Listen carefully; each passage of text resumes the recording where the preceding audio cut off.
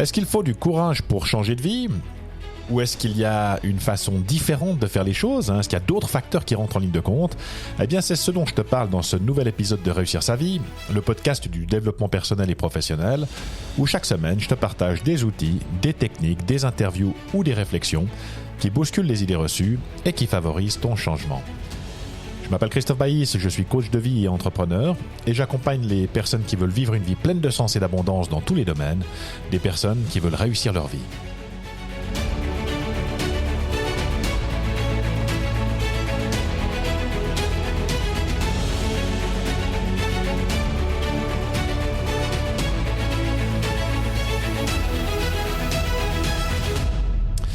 Alors bienvenue dans ce nouvel épisode de Réussir sa vie et comme tu l'as compris, eh bien le thème du jour c'est est-ce que changer de vie demande du courage, et tu vas sans doute être surpris par la réponse que je vais apporter.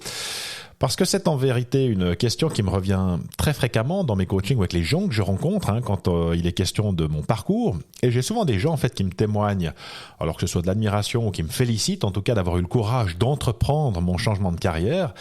Et juste après, en général, ils me disent que en ce qui les concerne, ils auraient sans doute pas le courage nécessaire pour pouvoir le faire. En fait, que non, ce serait quelque chose qu'ils ne sentent pas capables de faire. Et je suis toujours très surpris par cette, déjà par ce feedback, mais surtout par leur perception par rapport à leur propre capacité, par rapport à leur propre potentiel. Et je suis évidemment pas du tout d'accord avec bien cette perception qu'ils ont d'eux-mêmes. Donc, je pourrais bien évidemment bomber le torse et me laisser flatter l'ego. C'est pas vraiment le genre de la maison, mais effectivement, bien je dois dire que je suis pas d'accord avec leur constat, parce qu'en fait, je suis convaincu bien que tout le monde peut le faire, que tout le monde peut changer de vie, et que le problème n'est pas du tout le courage, mais c'est plutôt la perception des situations, des contextes auxquels on est confronté, et surtout de la signification que on va attacher à ces situations, qui est en fait le véritable problème. Alors je pense que comme moi tu as déjà entendu cette citation qui dit que le vent est le même pour tout le monde, mais que finalement c'est la direction que tu donnes à tes voiles qui va faire toute la différence. Et je suis parfaitement d'accord avec cette citation, et je vais t'expliquer ça plus en détail. Mais juste avant de rentrer dans le vif du sujet, eh bien j'aimerais simplement rappeler que j'envoie chaque matin un email confidentiel aux personnes qui se sont inscrites à ma liste email. Et ce sont des emails dans lesquels j'aborde toutes les thématiques qui sont liées au changement de vie, à la motivation, au sens ou encore aux opportunités de transformer sa vie grâce au changement de paradigme qu'on est en train de vivre actuellement, que ce soit en termes d'entrepreneuriat ou d'infoprenariat. Toutes des thématiques qui sont susceptibles de t'aider à te reconnecter à ce qui t'anime, à ce qui te motive, et finalement t'aider dans ce changement de vie, ou en tout cas à faire peut-être les petits réglages qui sont nécessaires pour améliorer ton ressenti, ta qualité d'être, ta qualité de vie. Alors si t'es pas encore inscrit, il suffit simplement de cliquer sur le lien que j'ai mis dans la description et on se retrouve demain dans ta boîte email.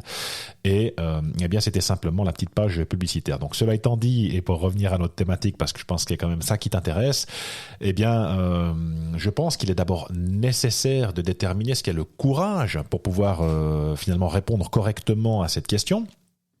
Et je suis allé chercher sur Internet, et si je prends cette définition du courage, on obtient finalement deux définitions. Dans une première définition, le courage, ça signifie la force morale. En fait, le fait d'agir malgré les difficultés, d'avoir de l'énergie dans l'action, dans une entreprise, et par opposition, on parle de paresse ou bien de laisser aller. Je n'ai pas le courage de continuer, c'est cette première définition. Et puis dans la deuxième, c'est le fait de ne pas avoir peur. Donc c'est la force en fait devant un danger ou devant la souffrance. Et par opposition, on peut parler de lâcheté ou de peur. Un synonyme de courage, ça pourrait être la bravoure aussi, combattre avec courage. Voilà un petit peu les définitions qu'on trouve sur Internet. Donc, le courage, selon le dictionnaire, c'est soit l'absence de peur devant le danger ou la souffrance, ou soit une force morale d'agir malgré les difficultés. Et pour moi, il est clair que tant et si longtemps que je perçois mon changement de vie ou bien la destination que j'aimerais atteindre dans ma vie comme un danger ou comme une difficulté, fatalement, la conséquence, c'est qu'il est clair que je vais avoir besoin d'énormément de courage pour pouvoir me lancer dans une telle entreprise, et qu'effectivement, tant que je vais voir les choses sous cet angle-là, changer de vie va me demander énormément de courage. Si je perçois la chose comme le mont Everest à gravir avec des dangers multiples, etc., je connais effectivement pas beaucoup de gens qui ont envie de se lancer dans une telle aventure parce que ces perceptions vont nous dire, notre cerveau reptilien va se réveiller puis va dire attention, c'est dangereux, reste où tu es, reste sur place, il est urgent de ne rien entreprendre. Donc c'est véritablement une question de perception de qu'est-ce que représente ce changement de vie et pourquoi est-ce qu'il y a certaines personnes qui parviennent à se lancer corps et biens dans cette aventure et d'autres finalement qui en ont envie mais qui restent sur place. Bien simplement parce qu'en réalité les gens qui parviennent à ce changement de vie ont un secret. Elles ont compris quelque chose que d'autres n'ont pas encore compris. Elles vont faire les choses différemment. Elles apprennent notamment à se servir d'un outil dont nous sommes tous et toutes dotés. On a un organe qui se prénomme ou qui se nomme le cerveau et que ce cerveau va nous jouer de nombreux tours. Qu'en fonction de la façon dont on a appris à s'en servir ou pas, on va être capable finalement de s'autoriser à oser, de se donner finalement le droit de tenter des choses dans notre vie et que ça va véritablement être déterminé par notre capacité à nous servir de notre cerveau ou pas. Ce qu'il faut savoir, et j'ai fait une capsule à ce sujet, c'est ma dernière capsule que tu peux retrouver sur ce podcast en fait, qui s'appelle Débranche le pilote automatique. Pourquoi l'avoir intitulé comme ça? Parce qu'effectivement, notre cerveau tourne en mode pilote automatique dans 95% de nos situations de vie. Et si tu n'as pas déjà entendu cette capsule, je t'invite à le faire. Comme ça, tu pourras un petit peu comprendre ce qui se joue en toile de fond et notamment les raisons physiologiques qui font que nous tournons toutes et tous dans 95% du temps de nos journées en mode pilote automatique. Le problème auquel on est confronté finalement quand on aspire à un changement de vie ou quand on veut transformer quelque chose dans notre existence, c'est que personne ne nous a appris comment fonctionne notre cerveau et surtout comment nous en servir et plus particulièrement à notre propre profit. Et c'est surtout pas à l'école qu'on va nous apprendre ce genre de choses et comme je le dis souvent, le système n'a aucun intérêt à avoir des gens qui comprennent leur mode de fonctionnement, qui seraient faute de quoi, beaucoup moins malléables, qui seraient capables de donner la direction qu'ils souhaitent à leur vie, de prendre des bonnes décisions, parce que tout à coup, ça ne nécessite plus de courage, simplement la compréhension des mécanismes qui se jouent derrière et ça nous permet véritablement d'impacter nos actions positivement par la suite. Alors tu seras peut-être pas d'accord avec moi sur cette thématique de l'école, mais en ce qui me concerne, et je ne force personne à adhérer à mon point de vue, mais j'ai la conviction qu'aujourd'hui le système est construit pour faire de nous de bons petits soldats, de faire en sorte que nous soyons des bonnes petites abeilles travailleuses, qui viennent grossir ce rang des salariés, et tout ça dans un seul but, être profitable, venir enrichir la minorité des gens qui précisément n'a pas choisi de suivre le mouvement, des gens qui ont décidé de sortir des sentiers battus, de s'autoriser à tenter des trucs, d'oser se lancer dans l'aventure ou dans l'entrepreneuriat, des gens qui savent précisément comment marche leur cerveau et qui vont s'en servir pour atteindre leurs objectifs de vie. Alors tout ça est programmé très tôt. À l'école, du reste, la première chose qu'on va t'apprendre, c'est l'obéissance. Et ça, c'est quelque chose de complètement fou, mais la première chose qu'on va t'apprendre, effectivement, c'est à lever la main pour demander si tu as le droit de te rendre aux toilettes pour satisfaire un besoin naturel. Et là, je trouve que c'est formidable parce que finalement, ta capacité à te soulager rapidement va dépendre de la réponse que ton prof va te donner. Il va te dire oui ou il va te dire non.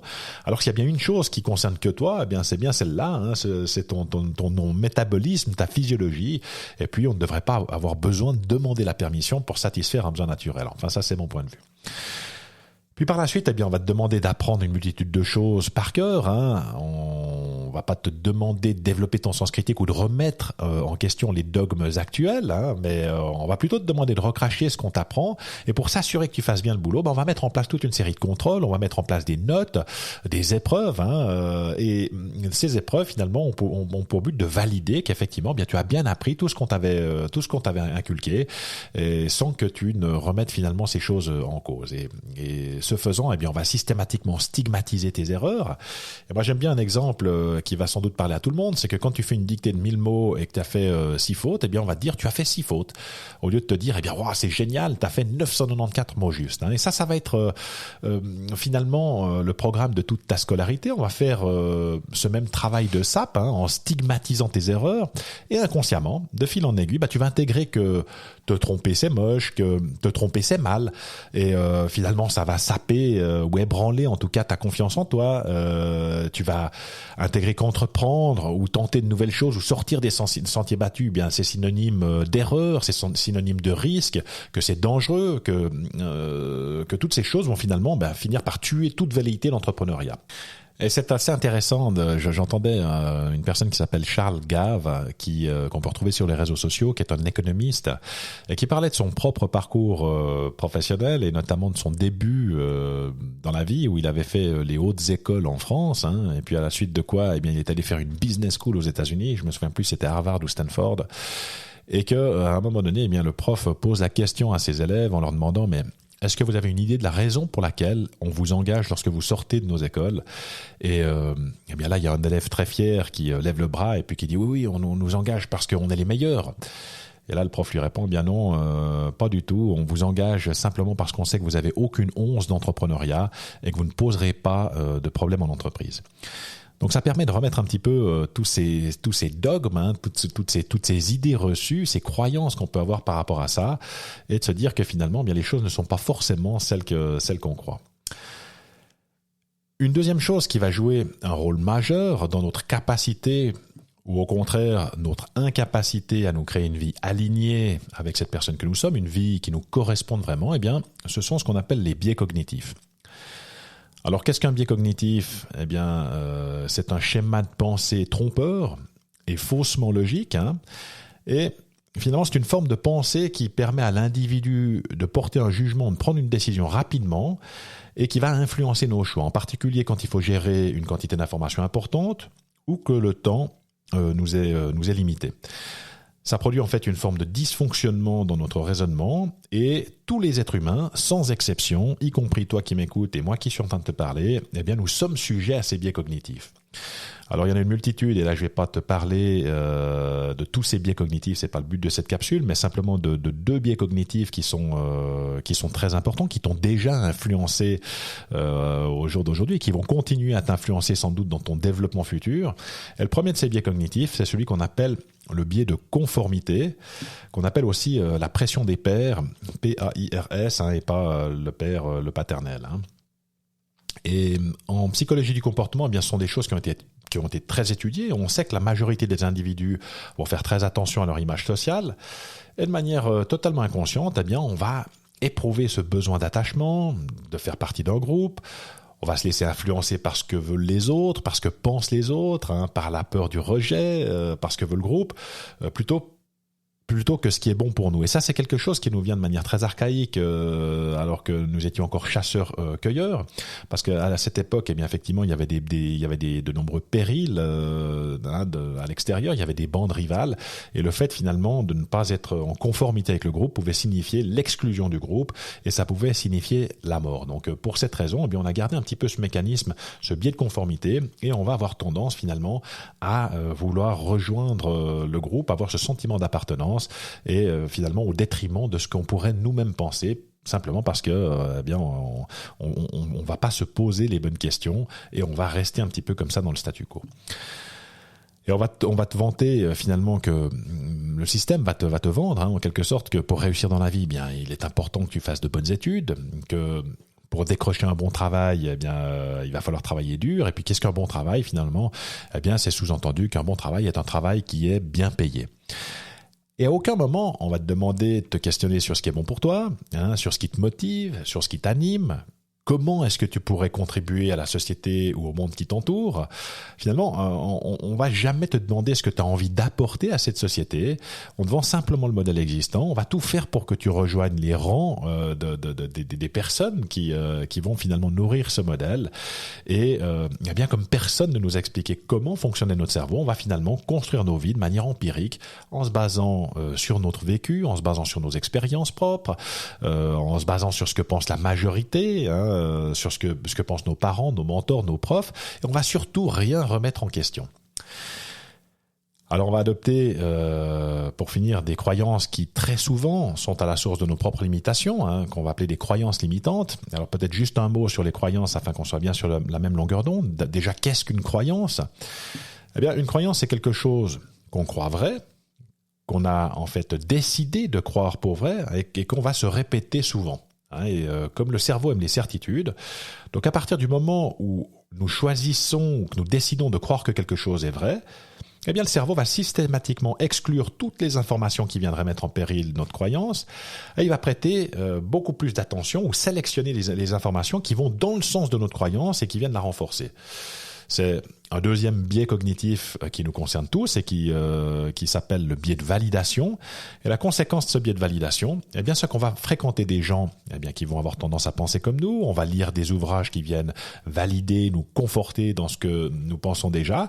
Et on va ségréguer systématiquement toute l'information disponible, tout ce qui vient invalider notre croyance ou qui pourrait effectivement susciter un questionnement en nous pour nous empêcher de remettre en question ce que nous tenons pour vrai et dans le but finalement d'être dans une sécurité apparente, dans une certitude apparente, et le cerveau adore les certitudes.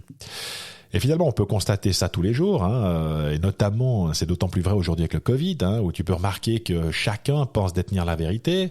On a les pro-masques, les anti-masques, les anti-vaccins, les pro-vaccins, etc. Donc ce biais de validation, ce biais de conformité, donc on se conforme finalement au groupe qu'on va fréquenter. Et puis, le biais de validation, eh bien, on va exclure les gens qui pensent différemment de nous. Et finalement, bien plus personne ne s'écoute. On a d'un côté des gens qui sont pro-vaccination, d'autres qui sont anti-vaccination, des pro-masques, des anti-masques. Chacun a son idée, au lieu finalement d'apprendre à se servir de ce cerveau, de se dire ok, là je suis dans un biais cognitif, et des questions intelligentes à se poser. Ce serait comment est-ce que je sais que c'est vrai, ce à quoi je crois, sur quoi est-ce que je base ma croyance, et puis est-ce qu'il y a des informations qui infirment ma croyance, ou est-ce qu'il y a pas des cas qui peuvent remettre en question ce que je suis en train de penser. Et c'est clair que si on ne laisse pas cette porte ouverte, eh bien on est dans des certitudes, on est un petit peu figé comme ça dans ces croyances qui sont les nôtres, et ça ne nous permet pas d'avancer. Donc pour revenir au sujet qui nous occupe aujourd'hui, et cette fameuse question qui est: est-ce qu'il faut du courage pour changer de vie ? Alors on va pouvoir répondre de deux manières différentes. La première, c'est oui, il faut du courage si tu ne sais pas comment fonctionne ton cerveau et qu'en conséquence, eh bien tu vas percevoir le changement comme un danger, comme une difficulté. Alors là, effectivement, eh bien si je dois gravir le mont Everest pour pouvoir changer quoi que ce soit dans ma vie, eh bien fatalement les bras m'en tombent, peut-être les chaussettes aussi. Et je vais rester assis sur mon canapé, il va surtout être urgent de ne rien entreprendre. Et puis on peut y répondre d'une deuxième façon, en disant non, ça ne nécessite pas de courage. Effectivement, si tu as appris, si tu as compris et si tu sais te servir de ton cerveau, que tu comprends son mode de fonctionnement, que tu comprends ton propre mode de fonctionnement, eh bien, ça va t'apporter une connaissance de soi et ça va te permettre précisément de transformer tes perceptions, de remettre en question tes croyances limitantes et au contraire d'adopter des croyances qui vont être aidantes. Et dès lors, eh bien, tu ne vas plus te retrouver avec ce sentiment de peur, de danger, de difficulté, d'incertitude, de doute, mais qu'au contraire, eh bien, tu vas pouvoir voir les choses comme une opportunité de développement, ce qui va te permettre de propulser ta vie à la prochaine étape et de te reconnecter avec la personne que tu es profondément pour pouvoir finalement décider, choisir de la direction que tu souhaites donner à ta vie en toute confiance. Parce qu'il est évident que, effectivement, entre les peurs, le danger ou bien l'opportunité de voir quelque chose d'extraordinaire, de pouvoir transformer sa vie, de faire quelque chose qui ait du sens pour nous, qui nous anime, qui nous motive, qui nous fasse vibrer, il n'y a pas photo. Dans un cas comme je le disais, oui, il faut du courage, et puis dans l'autre, non, ça ne nécessite pas de courage. On est simplement dans les moteurs de notre motivation qui vont nous permettre de soulever des montagnes finalement plutôt que d'avoir à les gravir. Alors voilà ce que j'avais envie de te partager aujourd'hui, c'est que en réalité, pour changer de vie, ce n'est pas quelque chose qui nécessite du courage et qui est réservé seulement à une élite, mais que finalement c'est la connaissance de soi, c'est la connaissance de son fonctionnement et notamment celui de son cerveau qui rend accessible ce changement de vie à tout un chacun. Ça demande simplement à acquérir quelques connaissances sur le sujet. Ça demande pas des années d'apprentissage en neurosciences, mais tout à coup d'avoir des prises de conscience comme ça qui vont être extrêmement aidantes, qui nous permettent finalement de casser ce plafond de verre, de retrouver confiance, de se libérer de ce qui nous empêche d'avancer et de pouvoir véritablement prendre cette direction que nous souhaitons chacune et chacun pour notre vie. Alors, avant qu'on se quitte, eh bien, si cette thématique t'intéresse et comme je l'ai évoqué tout à l'heure, eh bien, j'en parle dans mes emails confidentiels quotidiens. Il suffit pour ça de s'inscrire en utilisant le lien en description et on se retrouve dès demain dans ta boîte email. C'est tout pour aujourd'hui et jusqu'à notre prochaine communication, je te dis à très vite.